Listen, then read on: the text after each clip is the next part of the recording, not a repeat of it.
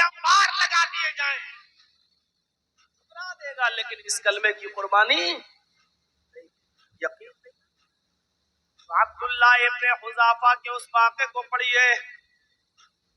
حضرت عمر فاروق رضی اللہ تعالیٰ عنہ نے اپنے دور خلافت میں عبداللہ کو عیسائیوں کی بستی کی طرف بھیجا تھا کہ جاؤ تم ان سے جنگ لڑو، جہاد کرو۔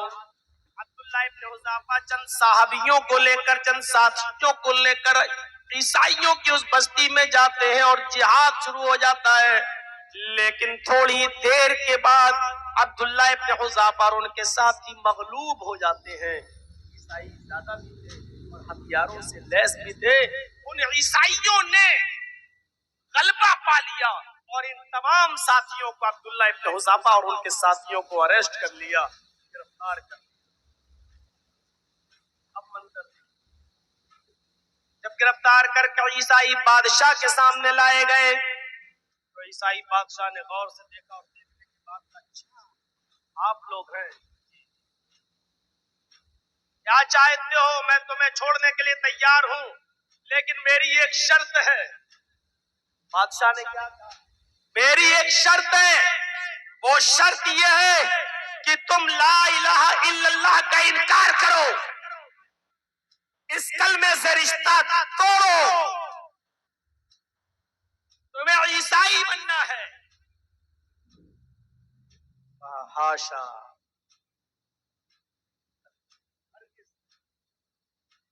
لا الہ الا اللہ کی دولت جو مجھے مل گئی ہے، میں اس کو کسی بھی قیمت پر میں چھوڑنے کے لیے تیار نہیں۔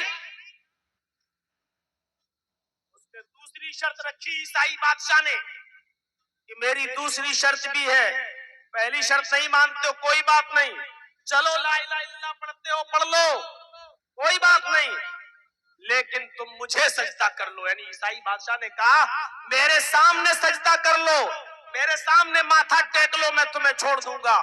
عبداللہ ابن حذافہ نے اپنے ساتھیوں کے ساتھ مل کر فرمایا حاشا وکلا، ہرگز نہیں، میں اللہ کے علاوہ کسی غیر کے سامنے ماتھا نہیں ٹیکتا، میں کسی کے سامنے سر نہیں جھکاتا۔ چاہتے تو یہ کہہ سکتے تھے چلو تعظیماً سجدہ کر لے رہے ہیں، عبادت والا سجدہ نہیں کر رہے ہیں، عزت کر لیتے ہیں، تعظیمی سجدہ تو ہمارے بہت سے احباب اس کو جائز بھی کہتے ہیں اور کہتے ہیں کہ یہ تو حق ہے۔ میرے بھائیوں، وہ چاہتے تو تعظیمی سجدے کی نیت سے عبادت کا سجدہ نہیں، تعظیمی سجدہ کر سکتے تھے عبداللہ ابن حذافہ اور ان کے ساتھی، لیکن نہیں، فرمایا کہ نہیں، ہمیں ایسی تعظیمی نہیں کرنا ہے، ہمیں صرف سجدہ کرنے کا حق صرف اللہ کے سامنے ہے، ہم تمہیں سجدہ نہیں کر سکتے ہیں۔ اس نے کہا اچھا پھر تیار رہو سخت سزا کے لیے۔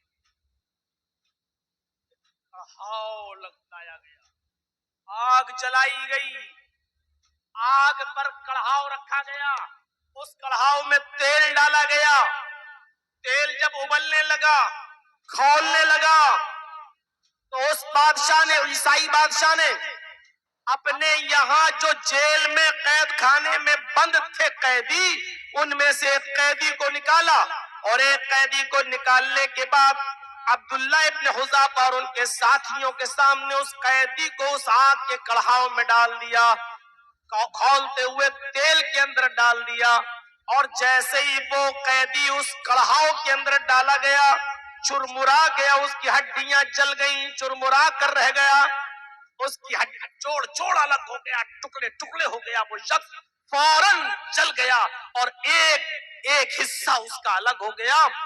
ڈرانے اور دھمکانے کے لیے ان کے سامنے یہ سزا دی گئی۔ اس کے بعد کہا ہے عبداللہ ابن حذافہ اب بتاؤ تم کیا کہنا چاہتے ہو، مجھے سجدہ کر رہے ہو یا نہیں کر رہے ہو؟ اس سزا کو دیکھنے کے بعد عبداللہ ابن حذافہ کے چہرے پر مسکراہٹ آتی ہے اور فرماتے ہیں کہ اے عیسائی بادشاہ، تجھے شاید پتہ نہیں ہے، ان چھوٹی موٹی تکلیفوں کو میرے آنکھوں کے سامنے مجھے دکھا کر تو مجھے ڈرا رہا ہے، تو مجھے ڈرا رہا ہے۔ ارے میں تو ہر نماز کے بعد یہ دعا کرتا ہوں، اے اللہ مجھے اس وقت تک موت نہ آئے جب تک کہ میرے جسم کے ایک ایک حصے کو شہادت نصیب نہ ہو، تو مجھے मुझे ये सजा दिखा कर डरा रहा है। अरे मेरी तो दुआ ही होती है नमाज के बाद, कहे अल्लाह जब भी मुझे मौत आए तो मेरी मौत से पहले मेरे जिस्म के एक एक हिस्से को शहादत अता फरमा। मेरा हाथ काटा जाए, मेरी उंगलियां काटी जाए, मेरे जोड़ काटे जाए, मेरे जिस्म का एक एक हिस्सा तेरी राह में काटा जाए। अगर आज ये सजा तू मुझे देना ही चाहता है तो मैं समझता हूं कि आज मेरी दुआ की कबूलियत का वक्त आ गया है, आज मेरी दुआ की कबूलियत की घड़ी आ गई है। ईसाई बादशाह भी कहने लगा किस मखलूक से पाला पड़ा समझ में नहीं आता है, इसकी आंखों के सामने मैंने ये सजा दी है और इसके बाद कहता है कि अगर मुझे ये सजा आज तुम दे रहे हो तो ये तो मेरी दुआ की कबूलियत का वक्त है, यानी ये तो चाहता ही है। अब्दुल्ला इब्न हुज़ाफा और उनके साथियों से इस बादशाह ने फिर कहा अच्छा ठीक है, चलो एक काम कर दो, काम बताओ, शरीयत के दायरे में होगा तो करूंगा, नहीं होगा तो इनकार कर दूंगा। बादशाह ने कहा अच्छा एक काम करो, मैं छोड़ दूंगा, और बहुत छोटा सा काम है। क्या? कहा तुम और तुम्हारे जितने साथी हैं उठे और मेरी पेशानी का बोसा ले ले, मेरे माथे को चूम ले, मेरे सर का बोसा ले ले, हम छोड़ दें। अब्दुल्ला इब्न हुज़ाफा नबी की सोहबत में रहे हैं, मसला जान,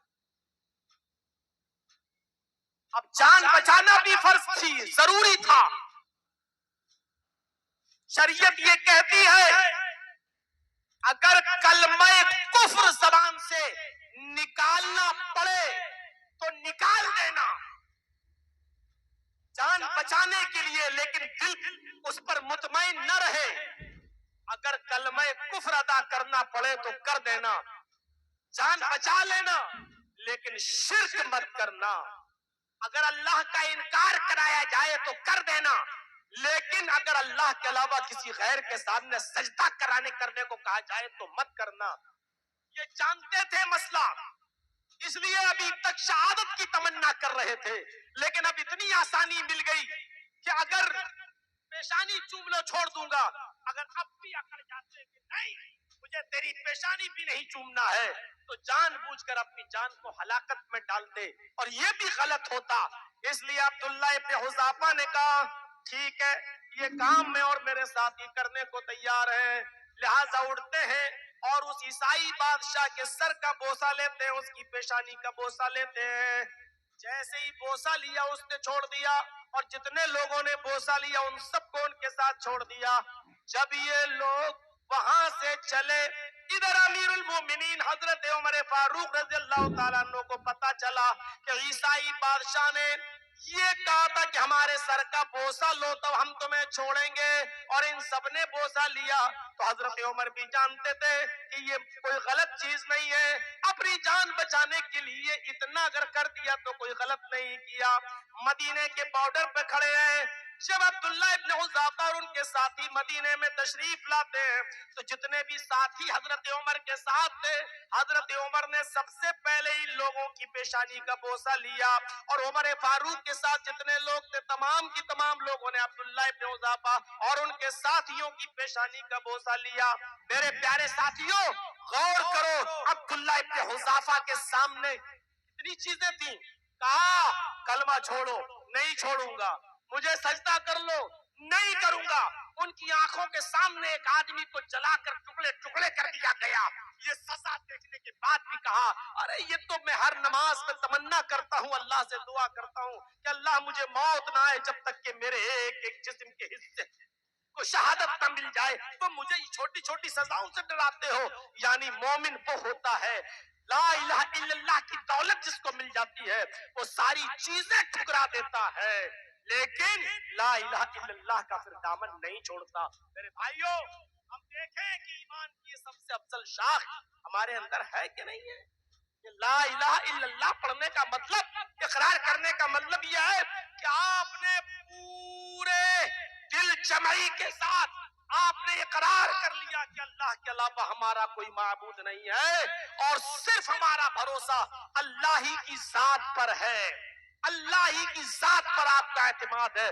اس کلمے نے کی وجہ سے آپ کا توکل اور آپ کا بھروسہ اللہ کی ذات پر بڑھ جانا چاہیے. غزوہ ذات الرقاع کے موقع پر جب صحابہ کرام نے کہا اللہ کے رسول ہم تھکے ہیں, کئی راتوں کے جاگے ہوئے ہیں, یہ گھنا جنگل ملا ہے, سائے دار درخت ہیں, ان درختوں کے سائے میں ہمیں کچھ لیٹ جانے دیجئے, تھوڑا آرام کرنے کا موقع دے دیجئے. آپ نے کہا جاؤ تھوڑی دیر آرام کر لو. سارے صحابہ ایک ایک درخت کے نیچے آرام کرنے کے لیے لیٹ گئے. اللہ کے رسول بھی ایک درخت کے سائے میں آرام کرنے کے لیے لیٹ گئے اور اپنی تلوار ایک درخت کے اوپر لٹکا دی. غور کیجئے میرے بھائیوں, ایک اعرابی, ایک بدوی, ایک دیہاتی آیا اور اس نے نبی اکرم کی تلوار کو اتار کر جمپ لگائی اور نبی اکرم کے سامنے کھڑا ہو گیا اور پوزیشن بھی سنبھال لی اور پوچھا من یمنعک منی یا محمد, اے محمد بتاؤ تمہیں میرے ہاتھ سے کون بچائے گا.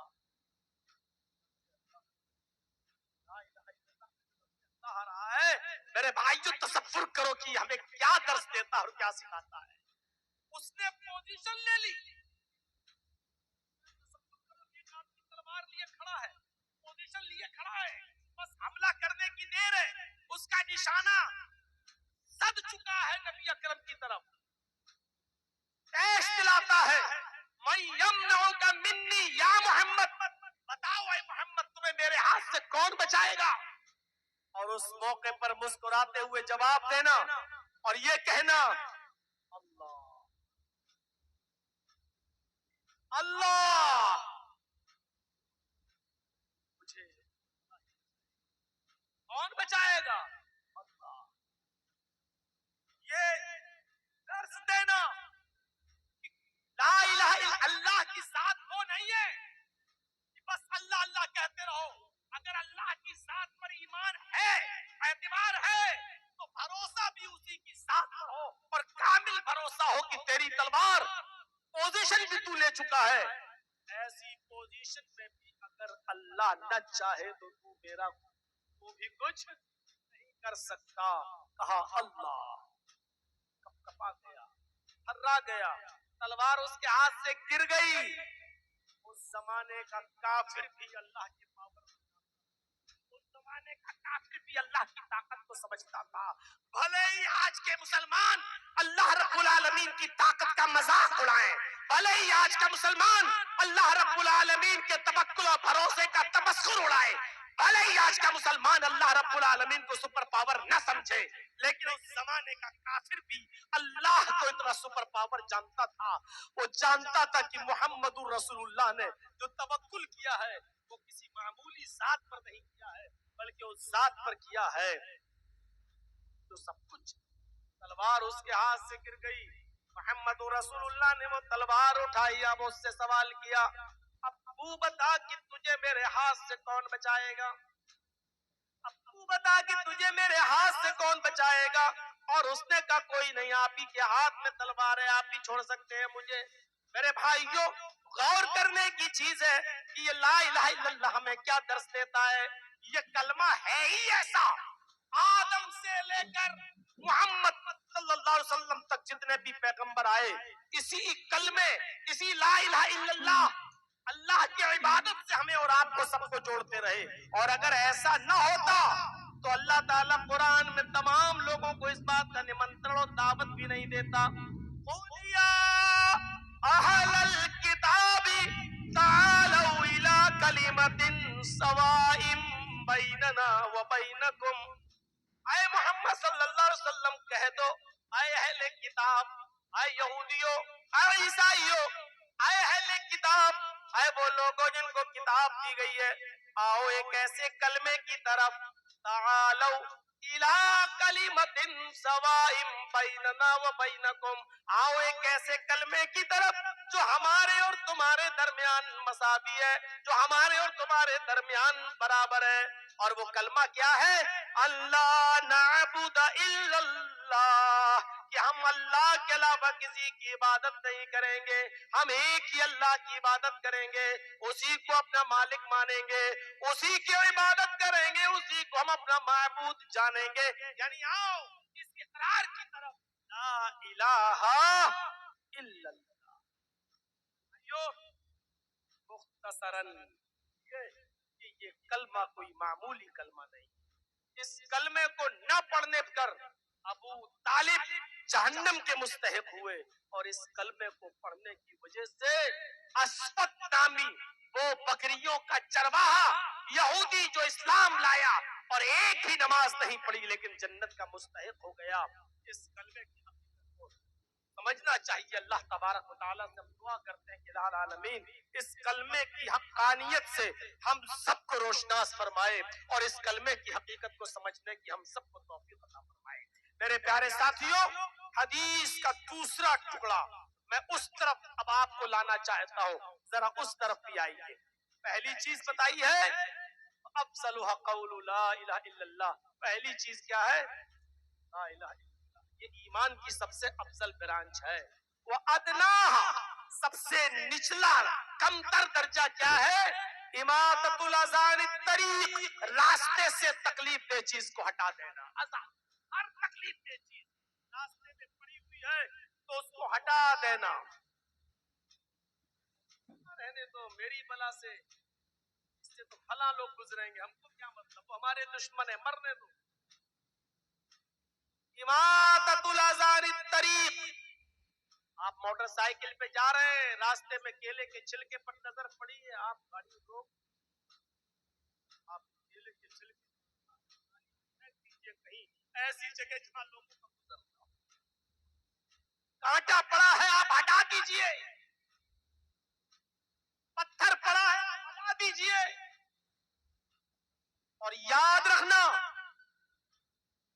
جس طرح سے راستے میں پڑی ہوئی تکلیف دہ چیزوں کو ہٹانا ثواب ہے، اسی طریقے سے راستے میں عمدن اور قصدن جان بوجھ کر تکلیف دہ چیزوں کو ڈالنا اور پھینکنا گناہ، کیونکہ آپ اللہ کے بندوں کو تکلیف میں ڈالنا، آپ انسانیت کو تکلیف میں ڈالنا چاہتے ہیں۔ ابھی جو آل انڈیا اہل حدیث کانفرنس ہوئی 35ویں، وہ اسی کے تعلق سے ہوئی، احترام انسانیت اور مذاہب عالم، اسی چیز کا نمنترن اس میں دیا گیا ہے۔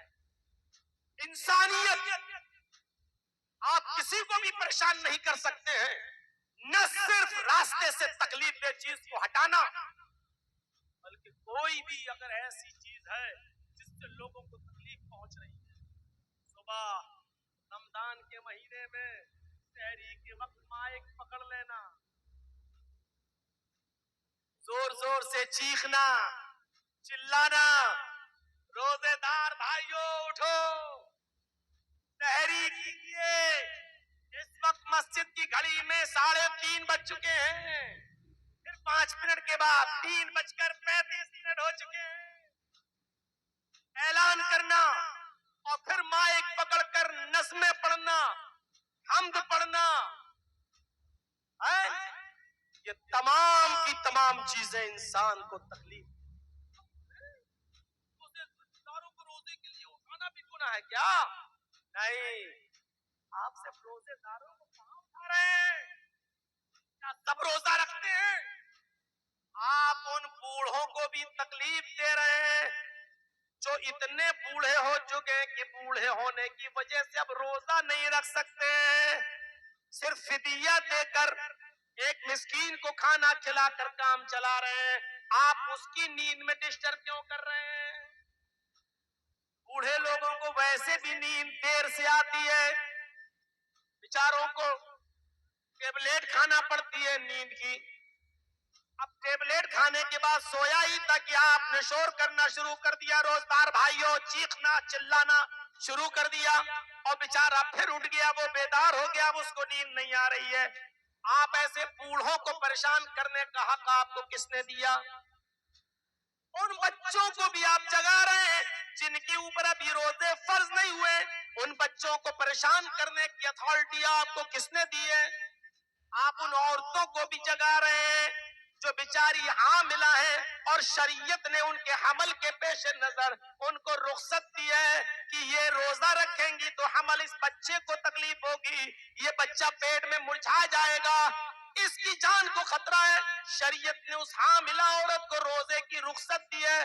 آپ اس عورت کو بھی پریشان کر رہے ہیں, آپ اس عورت کو بھی پریشان کر رہے ہیں جو اپنے بچے کو دودھ پلاتی ہے. اور شریعت نے جس عورت کو روزے کی رخصت دی ہے کہ ابھی تم روزہ نہ رکھو کیونکہ روزہ رکھو گی تو تمہارا بچہ بھوکا رہ جائے گا, تمہاری پستان میں دودھ نہیں بنے گا. شریعت نے ان عورتوں کو بھی رخصت دی ہے. تو پھر کیا ضرورت ہے؟ آپ سمجھ رہے ہیں کہ آپ بڑا نیک کام کر رہے ہیں. میرے بھائیوں, آج کے زمانے میں موبائل میں الارم لگا ہوا ہے, گھڑیاں بھی الارم والی آ چکی ہیں, اور آپ مائک پکڑ کر حمد پڑھیں, قوالیاں گائیں, گیت پڑھیں اور نظمیں پڑھ پڑھ کر آپ لوگوں کو پریشان کریں. یہ بھی اماطۃ الاذان طریق میں آتا ہے, یہ بھی لوگوں کو نقصان پہنچانے کے ضمن میں شامل ہے. آپ کو یہ اتھارٹی, آپ کو یہ پاور نہیں دیا گیا ہے کہ آپ ان کو پریشان کریں. آپ کیوں پریشان کریں؟ یہ اسی ضمن میں شامل ہے. آپ سباسد ہے نا, چیئرمین, بڑے باپ کے بیٹے ہو, کسی ہوٹل میں کھانا نہ لینے کے لیے دکان پہ جہاں گاڑی پارک ہے وہاں نہیں, بیچ راستے میں آپ نے گاڑی کھڑی کی, لوگ کہہ رہے ہارن پہ جا رہے ہیں, بھائی گاڑی ہٹا, ابے رک ہٹا رہا ہوں. غلط جگہ پر گاڑی پارک کرنا بھی انسانیت کو تکلیف دینے کے ضمن میں آتا ہے. اپنے گھر کے باہر شادی ہے آپ کے بیٹے کی یا بیٹی کی, لیکن وہ گزرتا ہے, راستہ ہے آپ لوگوں کا گزرنے کا, آپ نے شامیانہ لگا دیا صاحب. اب لوگ 1 کلومیٹر دور سے چکر کاٹ کے راستے پہ جائیں گے. آپ کی بیٹی کی شادی ہو رہی ہے, آپ کے بیٹے کی شادی, آپ نے شامیانہ لگا دیا. یہ تمام کی تمام چیزیں انسانیت کو تکلیف دینے کے ضمن میں آتی ہے. میرے بھائیوں, یہ اتھارٹی, یہ پاور ہمیں اور آپ کو کسی نے نہیں دیا ہے. اسلام تو احترام انسانیت کا علم بردار ہے. انسانیت سے زیادہ, اسلام سے زیادہ کسی نے درس دیا ہے احترام انسانیت کا؟ ذرا آپ غور کریں اور اندازہ لگائیں تو اسلام تو اس ناجائز بچے کو بھی گرانے کی اجازت نہیں دیتا پیڑ سے جو ناجائز ہے. اگر غلطی سے لڑکے اور لڑکی کی اگر ناجائز حمل ٹھہر بھی گیا ہے تو شریعت یہ کہتی ہے قصوروار تو لڑکا ہے اور لڑکی ہے, لیکن اس معصوم کو جو ماں کے پیٹ میں پل رہا ہے اس کو آپ سزا نہیں ہیں.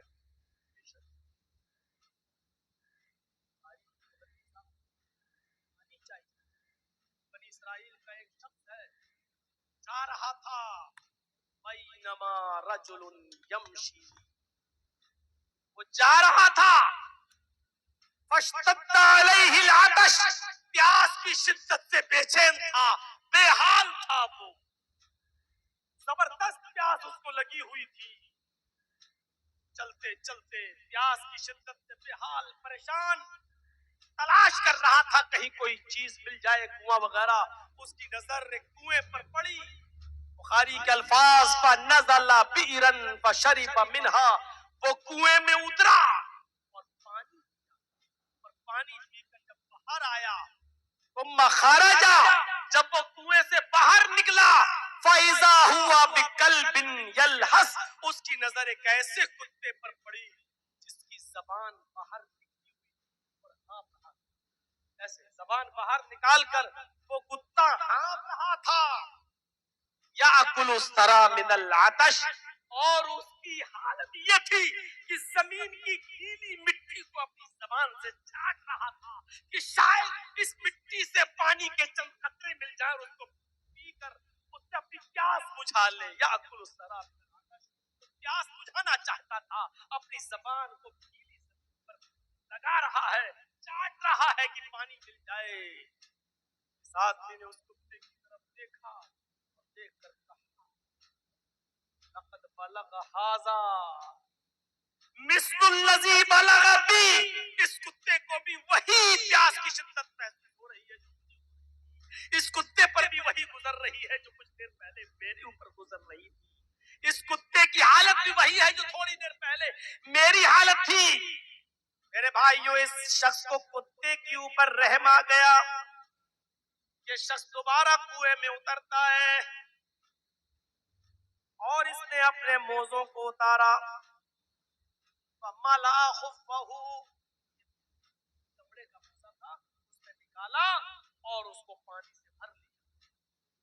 فَمَلَأَ خُفَّهُ، بخاری کے الفاظ، اس نے پورے کنویں میں اترنے کے بعد پانی سے اس موزے کو بھر لیا، اور بھرنے کے بعد کنویں میں اتر تو گیا، موزے کو چمڑے کے پانی سے بھر تو لیا، لیکن اب اوپر چڑھے کیسے؟ ایک ہاتھ میں موزہ ہے اور دوسرے ہاتھ سے، اب ایک ہاتھ سے چڑھ نہیں سکتا۔ بخاری کے الفاظ ہے ثم امسکہ بفیہ، پھر اس نے اس چمڑے کے موزے کو اپنے دانتوں سے دبایا، منہ میں دیا، دانتوں سے یہ پکڑا، دبایا، ثم رقیہ، پھر چڑھنے لگا، موزہ اس کا دانتوں سے دبا ہے اور چڑھا، باہر آیا اور اس نے اس کتے کو پانی پلا دیا، اس کتے کو پانی پلایا اور کتا پانی پی کر چلا گیا۔ حدیث کے الفاظ ہیں فَشَكَرَ اللَّهُ، اللہ تو شکریہ ادا کرے گا، اللہ کیسے شکریہ ادا کرے گا؟ اللہ اس کا شکریہ ادا کرے گا؟ نہیں، فَشَكَرَ اللَّهُ، اللہ نے اس کی ادا کو بہت پسند کیا، اللہ کو اس کی ادا بہت پسند آئی۔